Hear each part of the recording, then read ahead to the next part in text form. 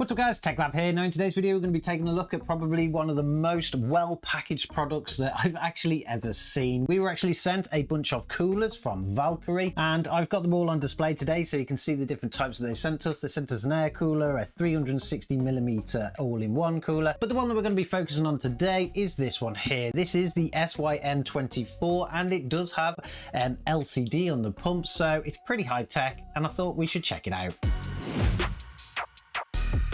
Now, I'm not completely familiar with the Valkyrie brand. I've never actually used any of their coolers before, but when they reached out to us to take a look at some of their stuff, I thought why not, because some of them do have some pretty cool quirks, and you know we love to look at the weird stuff here on the channel. This one in particular is the SYN24. It's a 240mm all-in-one cooler, and it does come with an LCD display. But before you even open the box, things are actually pretty cool already. The packaging itself is very well made. It is a completely solid box and it does have some weight in this. I couldn't believe how heavy these things actually were.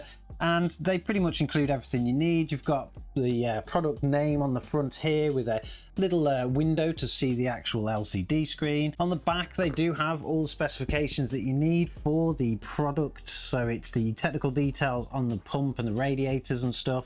We have the fan technical details here of the fans that they include, and that is two 120mm fans, so we'll get into that in a minute. And then we've got the compatibility of the socket that it will fit on. This one in particular will fit pretty much all sockets all the way up to even LGA 1700 and AM5, so it covers AM4, AM3, all that kind of stuff. So you're pretty versatile in the way that it works. Then we've got some pictures here to pretty much give you all of the dimensions of everything that is inside the box so that you can at least know that it's going to fit inside your system. They also do include, which is pretty funky, on the end here where we've got this little tag here, they do give you a little key ring. It is a Valkyrie key ring, so you can at least, you know, attach that to your keys and you've got something to take with you. It's obviously novel, and I don't really know many people that would really use it, but it's there and it just adds a little bit of flair to it. When I talk about being very well packaged, these boxes are pretty cool because you don't open them in the traditional way. Cases for these must have absolutely cost a fortune. I'm pretty sure they bake it into the price, so how much could these cost if you didn't include this? I don't know, but we're not really worried about the cost of this today because these are quite expensive, and we know there are cheaper models out there, particularly with LCD screens now. Thermalright do a fantastic one for just £66. This one I could only really find online for around 170. That really does kind of make it the average price for an LCD one, not considering the Thermalright version that's just been released, but I'm not really sure if that is actually the MSRP of these. It is quite difficult to find these in the UK. You can find them on Amazon, but they tend to come from different sellers, not the official stuff, so it's hard to tell really what the exact price is. But we'll just go into some of the packaging and we'll show you how cool these things are. To open them, you simply have to pull a little tag on the end, hold the box, and it actually slides out like this. That is a pretty cool feature. If you just look at the side here, there is another little tag, and that actually pulls out another little secret tray. So we've got another tray there with all of its padding and everything inside. The bottom tray here actually houses the two fans. They are very, very well packaged indeed. They've got themselves into cardboard boxes. Both of these are 120mm fans and they do come with a little bit of ARGB lighting. It's very subtle, it's only in the corners. They do come with their own cabling system here, so that's pretty much proprietary stuff, although I think the connection cable there is proprietary, whereas everything else, it just seems to be pretty standard. So we've got a 3-pin ARGB connection, we've got a 4-pin PWM connection. It does also have a 3-pin ARGB pigtail, so you can connect them together to save on headers and things. But just drop the fan out of here. Comes in a nice little plastic packet, and we do have an extra cable on it. Generally it is a black fan with lots of fins. These would be classed as hybrid fans, although I think they do have quite good static pressure considering they're going on a radiator. The ARGB lighting is actually on these little corners here, so there's nothing in the blade system itself, it's just in the corners, so that's going to add a nice little subtle effect. The cabling on it is very short. These are where the proprietary connections are. If you look, there is a pigtail so we can connect two fans together, but they give you a nice little short cable there. And then to connect it to the system, you have the extension, so that will click into this one here, And then you've got a nice long one to go to the motherboard and stuff. That does mean that you can actually hook two fans together, and if they are aligned next to each other, you can see that they will actually go into each other very quickly, and then you can just get away with using one cable. That is a pretty cool feature. They're not clickable fans, so they don't click together, but that's the next best thing. You're going to have a very good reduced cable length there. Inside the rest of the box, we just need to pull this plastic tab up here. There is a little tabby on it that says pull just on the edge here. And then we've got all the manuals and stuff. The manual itself is actually quite heavy. It's really thick. I assume it's just built into lots of different languages. We probably won't really need it, although when we come to install it, we should generally take a little bit of a look at it just to make sure we're doing things right. But generally inside the box, everything is just as well packaged as those fans. We have the radiator up here and it's got part numbers on it. So we've got number 1, then we've got number 2 here, which is a fan hub. So you do get a little fan hub with this.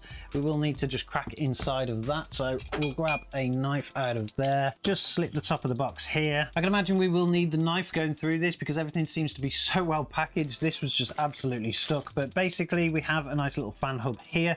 It does have pretty standard connections throughout. They are all 4-pin PWM or 3-pin ARGB.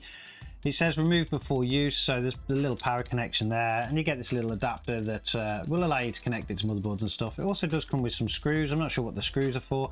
I think it's because this is actually the size of a 2.5-inch SSD, so you can literally mount it to one of those places and then use the screws to just attach it to somewhere. That is pretty cool. I wish everybody would do that. The amount of times that I get fan hubs and they don't actually mount anywhere inside the case, you have to use a sticky pad or a magnet, but this one would actually mount beautifully into one of those little SSD things at the back of your case, and you could just pull the connections off of it. It also does come with this little diagram on the top. It does say to remove that before, and I believe that's actually going to come off the top there, but it tells you which each of connections are. 4-pin PWMs, connection fan to motherboard, so they're going to be these connections at the end here. So that's pretty cool, and there's obviously that's a SATA port there, so that's going to be the place where we need to connect everything up. Will you actually need to use a fan hub if you've only got 2 fans and 1 pump? Most people probably won't because their motherboards are going to be able to take all those things, but for those of you that have limited headers and things, that's actually a nice inclusion to have because it means you're going to get up and running without having to purchase anything else. The other things in the box, of course, we've got the accessory box here. Now this is actually quite heavy, but I'm going to assume that inside of it we've got the connections to mount it to your motherboard. Like I said before, it pretty much fits any type of socket. It's got all of the LGA series from 1156, 1151 all the way up to LGA 1700. Again, everything is beautifully packaged in here. Again, we've got this nice little tray which has all of our little screws in it. These are going to be all the screws to be able to mount it down to the motherboard, and each one actually comes with a little Valkyrie label on it, so that's pretty cool. And they've labeled it, so we've got Intel AMD screws, we've got LGA 2011 screws, and we've got Intel AMD nuts. Again, labeling things very well. Probably still going to need the instruction manual to fit this because they start to get really super technical. We have a back plate here, which is usually used for your Intel sockets. AMD tend to have their own kind of mounting systems, but we'll see what AMD uses because we're going to be fitting this to an AM4 board today. We have some additional pipe clips. These tend to be used to actually keep the pipes aligned through your system so they're not all over the place. That's really cool, particularly with the little Velcro straps too. Then we have a little connection here that goes to a USB 2 header. That's going to be to power the LCD on the pump as well as allow you to change the pictures on that. We've got some more brackets here for Intel. We've got the Intel brackets. We have an extra piece here which is called bushing. Not 100% sure what that's for, but I'm sure the manual will tell us. A bag of screws for mounting your fans and the radiator to the system.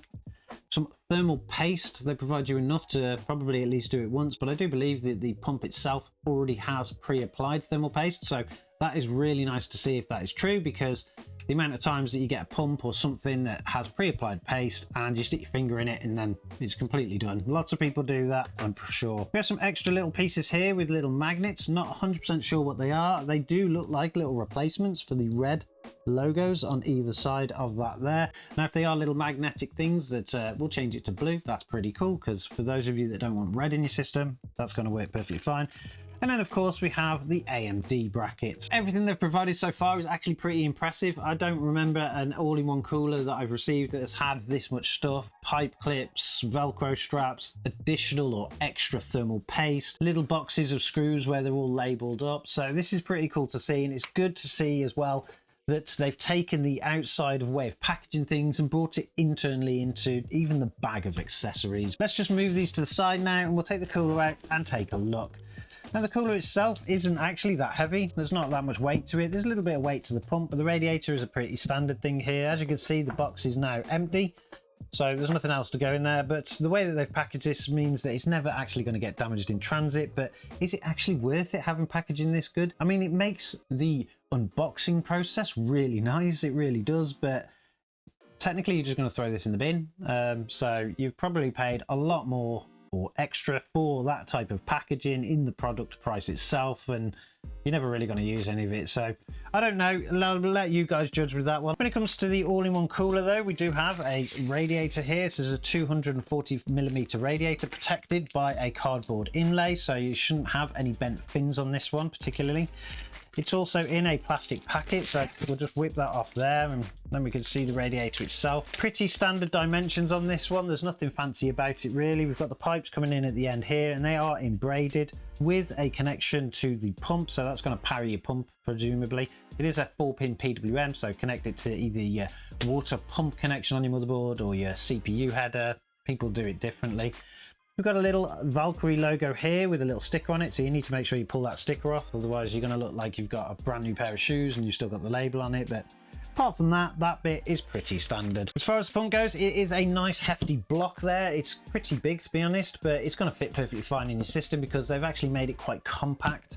On the back it does come with pre-applied thermal paste with a little plastic cap over the top. That's to stop you putting your fingers in it, but we can just try to get it off. It's kind of very well stuck on. We can see that the pre-applied thermal paste there is actually going to be more than enough for any CPU really. They've provided quite a bit on there. We're going to stick that back on so we don't accidentally stick our fingers in it or something. Then on the back we do have a little pouch there that is going to protect the LCD screen. This is a 2.4-inch LCD screen and presumably we can put our own pictures on there. It's going to give us a display of things like temperatures. Again, I don't 100% know the software yet, so we'll get into that once we get it into a system. And it does say TF card inside. I don't really know what that means, but oh, there we go. We've got a little card in the side there. So it's actually provided us with a 16GB little TF card. I presume that is something that we're going to be able to load up pictures for and insert into the system. I'm not 100% sure why you need that if you're going to be connecting it via USB 2. Maybe you can just do it on its own without the USB 2 cable in. Maybe you can just set it up and then it will run itself. I'm not 100% sure. Again, we'll check that out once we come to the software, but if that is true, that at least keeps down on the cables. You can just load up your little SD card or your TF card and you'll be able to get all your pictures and stuff. So now that the unboxing is done and we can see that we've got a pretty good quality product here, I suppose the next thing we need to do is fit it and see how this little LCD works. Okay, so we've got everything installed and I have to admit it's probably one of the easiest all-in-one coolers that I've ever installed. I didn't even need to take the back panel off. Everything just went on straight away. And that little cabling that we had on the fans where they kind of link to each other and then you have the extension made cable management absolutely perfect, particularly for the top fans here. Everything is working. Unfortunately, I don't have an ARGB connection on this motherboard. It's just RGB. So I put in a little tiny fractal ARGB controller, connected it to the power supply, so we've got all the lighting on. One of the coolest things about this, when I actually plugged the machine in just in standby, we do on this motherboard with the Asus ROG Strix get a little light that comes on the backplate there, even though the system isn't turned on. And the cooler itself on the LCD screen, you actually get a really cool little screensaver, which goes round and round, and that would look pretty cool in the dark, although probably it is using power while it's doing it. But apart from that, everything went in perfectly fine. We do have the software installed, and to be able to get that you need to go to myvalkyrie.com, find the product that you've got. In our case it is the Valkyrie SYN24. Click on that, scroll to the bottom and then download the software here. I'm not exactly sure what the software is actually called, but it's control and customize your gaming setup. Click the download and it will download a piece of software. One of the warnings that Valkyrie did give me is that there are some bugs with the software, particularly for this model. I'm not 100% sure if they're still in the software or whether the version that I've got is the latest version and maybe they've already been fixed. It's worth definitely going to check that out before you actually purchase one of these if you really want to get some advanced stuff on your LCD screen. Once you've downloaded it and installed it, you will be presented with this. It's called myth.cool. I'm currently running version 1.0.831.723. Again, I'm not sure if that is the version that has any issues or not, but I'm sure we'll find it as we go along. Inside the tool, it does give you some pretty useful information here. It's picked up our CPU. We're currently running an AMD Ryzen 7 2700. It's not the most hottest CPU in the world, but this system is perfectly capable of controlling that one when it comes to temperatures. If you were to go for something that is an i9 or a Ryzen 9 or something that gets very hot, I would always advise going for a 360mm. So we're not going to be doing any kind of temp checks today because I'm not really interested in that with this cooler. We're just really interested in its kind of technical capabilities, particularly with the LCD screen. It also detected our graphics card. Again, it's just a temporary machine that we set up. So we've got an AMD Radeon RX 480. The motherboard is a ROG Strix B450F gaming, and then it kind of goes into a few more details around the memory that you've got and the monitor and stuff like that. It's a pretty useful tool, to be honest, if you want to check what's actually inside your system. It's nice that they actually included that. But that is under the hardware information tab. We also have a list here of different sensors that it can pick up. So we've got things from CPU frequency, voltage, usage, CPU power consumption. At the moment it's only using 13 watts, which is probably why it's staying nice and cool. And then it's got some temperatures down below. So we've got the processor temperature. It's currently running at 26 degrees. Again, perfectly fine, but actually quite cold for a CPU, to be honest, even though it's not very cold in here today. We've got the graphics card temperature, primary hard drive temperatures, and the temperatures of your memory. So it actually does have lots of information in here.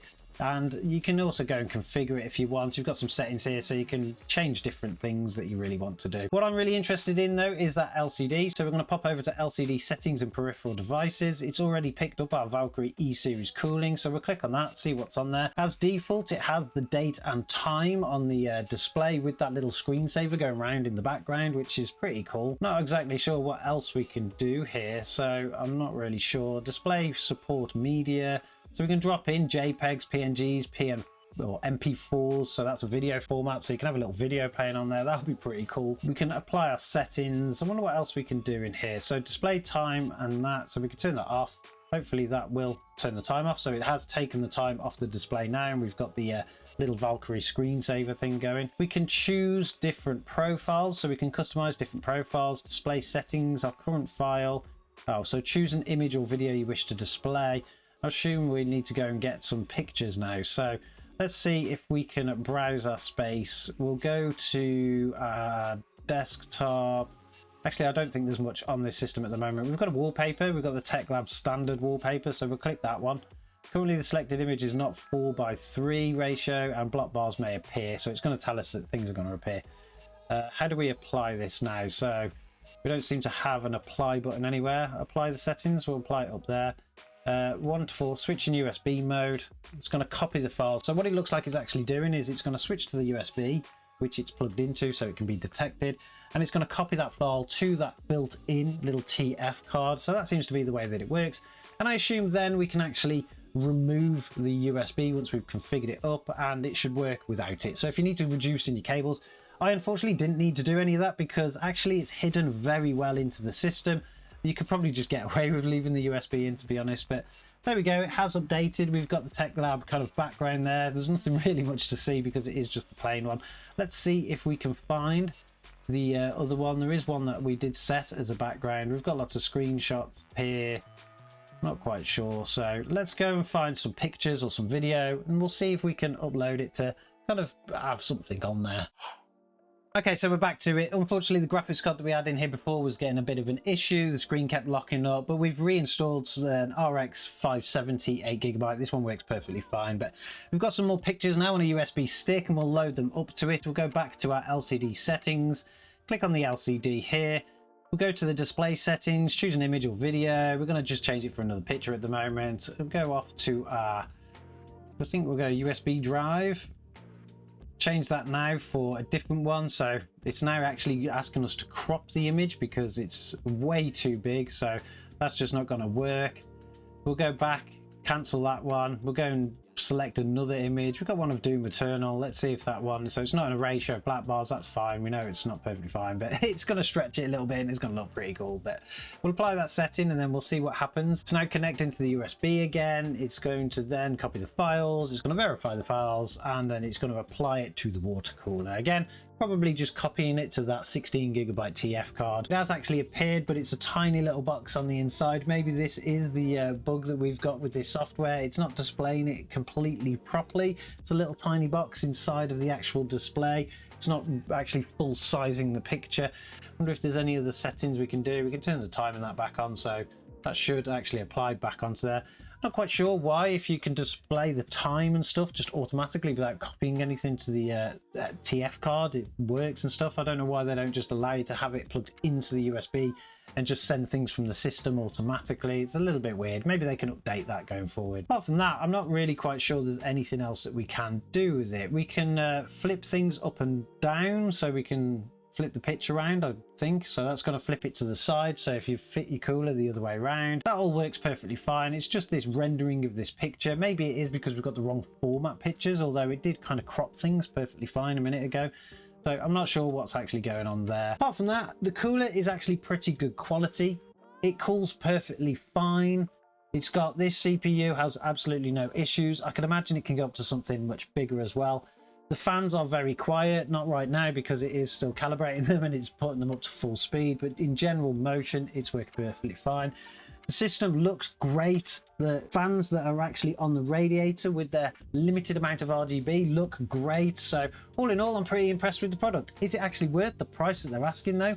Considering I said before, I found them for around £170, probably not, just because there are other versions out there from other manufacturers that are a lot less. Whether they'll actually reflect that in the prices of these, because that was a price before that, I'm not quite sure. We'll just have to wait on Valkyrie for that. But overall, great package system, easy to install, looks fantastic in the system, performs exceptionally well.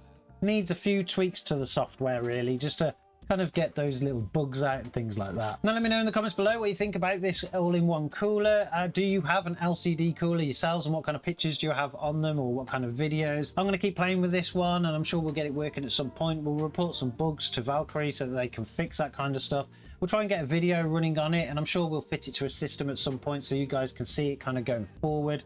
Just hit complete on that. The fans are now actually coming down in speed because I was leaving it on the calibration screen. It's picked up everything for the fans here. We can now adjust all of the fan profiles, the fan speeds. That's pretty cool. But don't forget to subscribe to the channel if you like this kind of content. We're going to be taking a look at their other coolers soon. We'll probably be featuring them on system builds. You won't want to miss them. And I'm sure as always, catch you guys in the next one.